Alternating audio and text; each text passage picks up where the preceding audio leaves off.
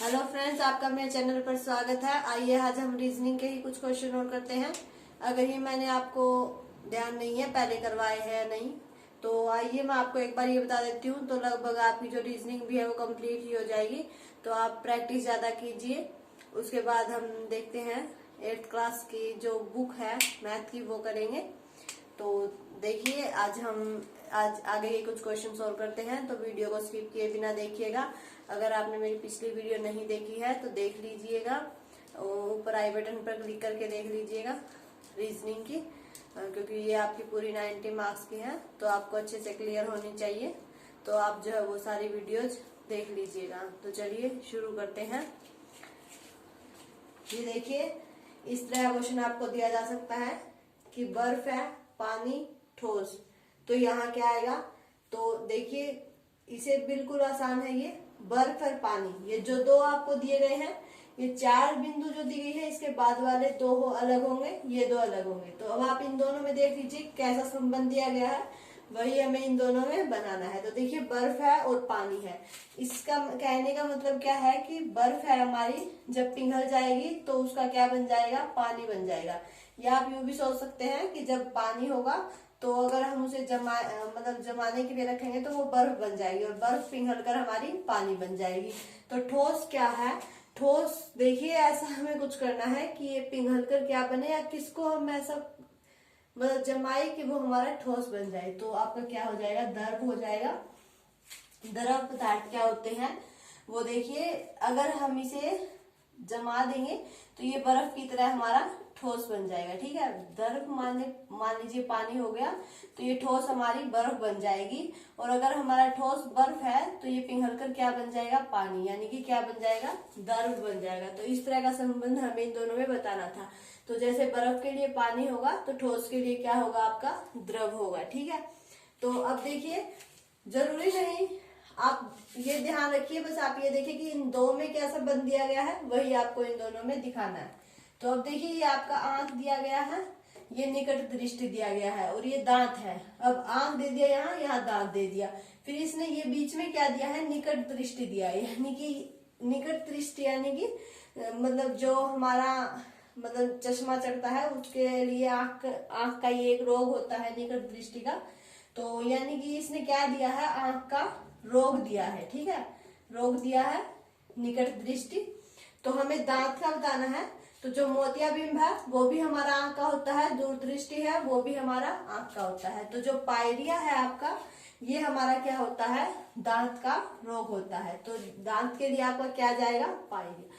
देखिए हमने इन दोनों में देखा आंख और निकट दृष्टि का क्या संबंध है। आंख का जो है वो दोष होता है निकट दृष्टि, यानी कि इसका रोग है निकट दृष्टि। तो दांत का जो है वो रोग क्या होगा, पायरिया होगा। तो देखिए इनमें आपको रोग का संबंध दे दिया, किसी में कैसा ही संबंध दे दें, किसी में सब्जी का भी दे सकते हैं। तो आपको बस इस बात का ध्यान रखना है कि इन दो में जैसा संबंध बताया जाए वैसे ही इन दो में बनाना है। ठीक है, अब यहाँ देखिए हमें इनमें से अलग भिन्न बतानी है, ऐसे क्वेश्चन भी आपसे पूछे जा सकते हैं। यानी कि हमें इनमें से एक और है, वो हमें अलग करना है। तो देखिए वो आपको कैसे पता लगेगा, ये दिया गया है, आप देखेंगे यहाँ भी डबल डब्ल्यू है, यहाँ डबल एस है, डबल वाई है, डबल बी है, यानी कि सारे एक जैसे दिए गए हैं तो सारे ठीक है। नहीं, सारे ठीक नहीं है, एक गलत है। देखिए ए के बाद हमारा बी आता है तो डबल बी दिया, उसके बाद सी आता है। एक्स के बाद वाई आता है तो डबल वाई, उसके बाद जेड। आर के बाद हमारा एस आता है तो डबल एस, उसके बाद टी। लेकिन यू के बाद हमारा क्या आता है, वी आता है। इस बात को भूलना नहीं है, यू के बाद हमारा क्या आता है, वी आता है। लेकिन इसने यहाँ पर क्या दिया है, डब्ल्यू दिया है। डबल तो इसने दे दिया डब्ल्यू, लेकिन इसने क्या दिया है, डब्ल्यू दिया है। अगर ये यहाँ यू फिर डबल वी फिर डब्ल्यू देता तो हमारा ठीक होता, लेकिन अब ये हमारा ठीक नहीं है, क्योंकि इसने बीच में हमारा बी जो है वो छोड़ दिया। तो ये आपका जो है वो भिन्न अलग सबसे ये हो गया, क्योंकि देखिए सब में आपका सीरियल वाइज दिया गया है, पहले ए है, फिर बी है, फिर सी है, X Y Z R S T. लेकिन यहाँ यू वी डब्ल्यू होना चाहिए था, लेकिन इसने यू डब्ल्यू एक्स दे दिया, तो ये हमारा राइट आंसर हो गया। यानी कि ये सबसे अलग है, और ये तीनों जो है वो तीनों सेम है। ये आपका ऐसे भी दिया जा सकता है, ऐसे भी दिया जा सकता है, और ऐसे भी दिया जा सकता है। अब इसमें आपको क्या देखना है, अब देखेंगे आप इसमें तो सारे नंबर ही है। अब इसमें क्या देखें, तो इसमें देखिए 25 जो है वो आपका 5 का स्क्वायर है, 16 जो है वो आपका 4 का स्क्वायर है, 9 जो है वो आपका 3 का स्क्वायर है, लेकिन ये किसी का भी स्क्वायर नहीं है। तो देखिए ये तीनों आपके क्या बन गए, स्क्वायर बन गए। तो इनमें अलग कौन सा हो गया आपका, ये होगा, क्योंकि 18 क्या होता है, किसी का भी स्क्वायर नहीं होता है। तो इस बात का आपको ध्यान रखना है, आपको देखते रहना है कि आपको ये किस तरह से दिया गया है, आपको उसी तरह से उसका आंसर देना है। अब देखिए जैसे ये हो गया, इसमें आपको गिटार दे दिया, संगीत दे दिया, हारमोनियम दे दिया, पियानो दे दिया। अब आप ये सोचेंगे कि इसमें तो सारे ही मतलब संगीत के हैं, तो इसमें से कौन सा अलग होगा। तो देखिए गिटार, पियानो और हारमोनियम ये तीनों संगीत के माध्यम है, यानी कि इन तीनों के द्वारा हम संगीत कर सकते हैं। लेकिन संगीत क्या है हमारा, अलग है। संगीत मतलब संगीत तो हम और भी माध्यम हमारे बहुत सारे, जैसे बांसुरी हो गई, इस तरह हम संगीत तो और भी किसी से कर सकते हैं। तो ये तीनों तो इसने इसके माध्यम दिए हैं, लेकिन ये इसने क्या दे दिया, पूरा संगीत ही दे दिया। तो ये आपका अलग आएगा और ये तीनों आपके एक ही कैटेगरी में आएंगे। तो इस तरह से भी आपको दिया जा सकता है, या फिर आपको देखिए इस तरह से भी कुछ दिया जा सकता है कि आपको ये 4 ऑप्शन दे दिए जाए, जैसे बच्चा, उसके बाद किशोर, ठीक है, फिर प्रौढ़, उसके बाद वृद्ध, ये दे दिए जाए आपको 4 ऑप्शन। और फिर आपसे ये कहा जाएगा इन्हें सही क्रम में लगाइए। तो इनका सही क्रम में आप देखिए ऐसे ही लगाएंगे, पहले बच्चा होगा, उसके बाद ही वो किशोर होगा, फिर वो प्रौढ़ होगा, उसके बाद वृद्ध होगा। तो ये आपका फर्स्ट नंबर पे आएगा, ये आपका सेकंड नंबर पे आएगा, ये आपका थर्ड पे और ये आपका फोर्थ पे। तो इस तरह से आपको इनको क्रम में लगाना भी दिया जा सकता है। तो इस तरह क्वेश्चन भी आपको दिया जा सकता है कि इन्हें सही क्रम में लगाइए। तो आपको पहले सोचना पड़ेगा कि पहले कौन सा आएगा, उसके बाद कौन सा आएगा, उसके बाद ही आपको सही क्रम में उन्हें लगा सकते हैं। तो देखिए इस तरह क्वेश्चन भी आपको दिए जा सकते हैं। तो आपको ये दो आपके लिए थोड़े नए हैं, ये शायद मैंने पहले कराए हैं, पता नहीं, तो देख लीजिए एक बार। अब देखिए ये आपको दी गई है कुछ टर्म्स, ये हमें बतानी है कि क्या आएगी। तो आप इसे ऐसे भी देख सकते हैं कि ए है, बीच में बी छोड़ दिया, फिर सी, बी है, फिर सी छोड़ दिया, डी, सी है, फिर डी छोड़ दिया, ई, डी है, ई छोड़ दिया, एफ, ई है, एफ छोड़ दिया, जी। तो यहाँ हमारा क्या आ जाएगा, यहाँ हमारा आ जाएगा एफ, फिर जी छोड़ दिया हमने और एच। तो एफ और एच आपका क्या आ जाएगा, आंसर आ जाएगा।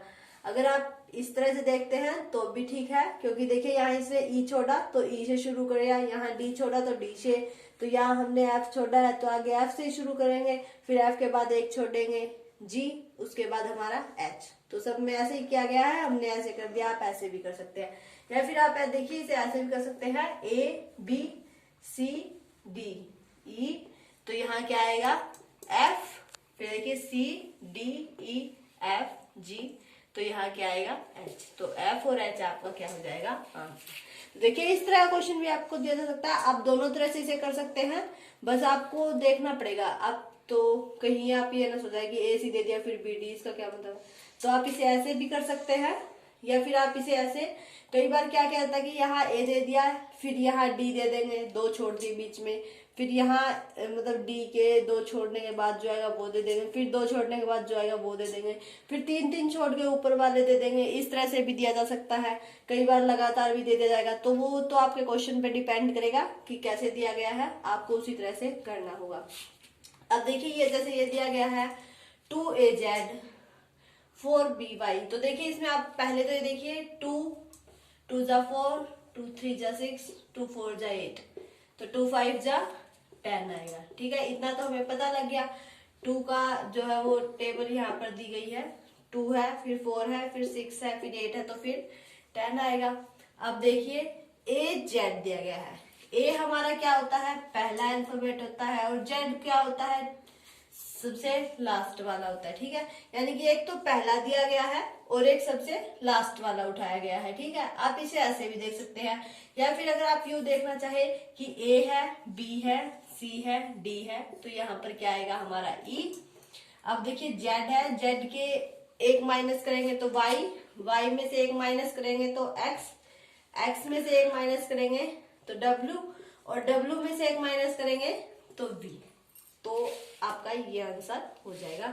तो ये भी आपका हो सकता है, या तो आप देखिए एक एक करके देख सकते हैं कि ABCD, तो आगे क्या आएगा हमारा E आएगा। ये आपका मतलब उल्टा दिया गया है, Z है, फिर Y है, फिर X है, फिर W है, तो फिर V है। तो इस तरह देख सकते हैं, या फिर आप यूं भी देख सकते हैं कि पहला है लास्ट है, फिर सेकंड है, फिर सेकंड लास्ट है, थर्ड है, थर्ड लास्ट है, फोर्थ है, फोर्थ लास्ट है। तो यहाँ पर फिफ्थ आ जाएगा यानी कि E, और फिफ्थ लास्ट यानी कि V। तो इस तरह से भी आप देख सकते हैं, या फिर आप एक एक करके देखना चाहिए वो भी देख सकते हैं। और आगे जो है वो आपकी 2 की टेबल दी गई है, तो यहाँ पर आपका 10 हो जाएगा। तो ये आपका जो है वो राइट आंसर हो जाएगा। तो ये क्वेश्चन आपको इस तरह से दिए जाएंगे, बस आपको थोड़ा सा ही दिमाग घुमाना होगा। अब देखिए ये क्वेश्चन आपको दिए गए हैं, बीच में आपके ये यहाँ पर ऐसे वर्ड आएंगे आपके, तो ये 4 छोड़ी गई है जगह, तो आपके 4 वर्ड दिए गए हैं। हमें बताना है कि कौन सा किस में आएगा, तो ये किस तरह से फिट बैठेगा हमें वो बताना है। तो ये किसी का नाम भी दिया जा सकता है, या कोई वर्ड बन रहा हो वो भी दिया जा सकता है, या फिर यूं ही भी बना दिया जाता है। जैसे देखिए ऐसे बना दे कि ABBA, फिर ABBA, फिर ABBA, तो इस तरह से बना जा सकता है। ये 4 का भी बना सकते हैं, 5 का बना सकते हैं। तो वो आपको देखना होगा कि ये किस तरह से और कितने का बनाया गया है। तो अब देखिए S दे रखा है, T दे रखा है, फिर यहाँ पर S है, तो हमें ये बताना है कि यहाँ पर क्या आएगा। ठीक है, तो देखिए यहाँ पर RSS है, यानी कि R के बाद हमारा क्या आएगा, डबल S आएगा। यहाँ पर एक S है, यानी कि एक S और आएगा यहाँ पर। ठीक है, और डबल S से पहले क्या आएगा, R आएगा। आप मेरी बात समझ रहे हैं? देखिए यहाँ पर R है, उसके बाद डबल S है, यानी कि हमें पता है कि R के बाद डबल S आएगा। तो यहाँ पर हमारा S दिया गया है, और यहाँ पर एक जगह खाली है, तो हमें इतना तो अंदाजा लग ही जाएगा कि यहाँ पर हमारा जो है वो S आएगा। अब डबल S आ गया, तो इससे पहले हमारा क्या आएगा, R आएगा। तो देखिए अब आपको थोड़ा थोड़ा क्लियर हो जाएगा कि ये हमारा क्या बन रहा है, STRS बन रहा है। तो देखिए ये STRS एक ये बन गया, फिर STRS आपका एक ये बन जाएगा, फिर STRS आपका एक ये बन जाएगा। तो इसमें आपने क्या क्या भरा, देखिए पहले R है, उसके बाद S, फिर T, फिर R, यानी कि ये आपका क्या हो जाएगा, राइट आंसर। तो इस तरह से आपको देखना पड़ेगा कि ये 4-4 का बनाया गया है, या 5-5 का बनाया गया है, या 3-3 का बनाया गया है। तो आप उसी तरह से इसे जो है वो सोल्व कर सकते हैं, वरना आपकी गड़बड़ हो जाएगी। अब देखिए जैसे ये दिया गया है, अब इसमें तो हमें साफ ही दिख भी रहा है कि इसने यहाँ पर नीचे विजय भी लिखा हुआ है, यानी कि ये किसी का नाम ही बना रहा है। तो VI, अगर यहाँ हम J लिख दें तो ये विजय बन जाएगा। तो यानी कि इसने किसी का नाम ही बनाया है, तो यहाँ पर फिर V, फिर विजय बन जाएगा। यहाँ पर अगर हम V मतलब V तो है, I करेंगे तो फिर विजय बन जाएगा, यानी कि 3 बार जो है वो विजय विजय बन जाएगा। यानी कि इसका तो देखिए अगर हमने यहाँ पर J भर दिया तो इससे हमें साफ साफ पता ही लग गया कि यहाँ पर क्या बना रहा है, ये विजय बना रहा है। तो देखिए इसके लिए पहले हमने J भरा, फिर V भरा, फिर A भरा, उसके बाद I, और उसके बाद Y। तो ये आपका क्या हो जाएगा, राइट आंसर। तो इसके लिए आपको देखना पड़ेगा कि पहले आपने कौन सा अक्षर भरा है, और यहाँ पर आपका क्या बन रहा है। आप ये मत कर दीजिएगा कि यहाँ पर विजय नाम बन रहा है तो विजय जो है वो इसका राइट आंसर नहीं। जो आप खानों में नंबर, जो आप मतलब जो ये डैश छोड़े गए हैं, इनमें आप जो भरोगे वो आपको जो है वो सीरियल में लिख के और नीचे आंसर आपको देना है। ठीक है, आप समझ गए मेरी बात। तो इस तरह क्वेश्चन आपको करने हैं। तो देखिए मैंने आपको आज ये क्वेश्चंस कराए हैं, ये आप ट्राई करके देख लीजिएगा। रीजनिंग भी आपकी जो है वो लगभग कंप्लीट हो गई है। तो अब हम 8th क्लास का मैथ जो है वो देखते हैं, वो करेंगे ताकि आपकी उसकी भी रिवीजन हो जाए। तो अगर आपको मेरी वीडियो अच्छी लगे तो इसे लाइक कीजिए, ज्यादा से ज्यादा शेयर कीजिए, और अगर आप मेरे चैनल पर नए हैं तो इसे सब्सक्राइब करके बेल आइकन दबा लें, ताकि आपको मेरे आने वाले वीडियो के नोटिफिकेशन मिलते रहे और आप अपने एग्जाम की तैयारी को जारी रख सकें। Thank you.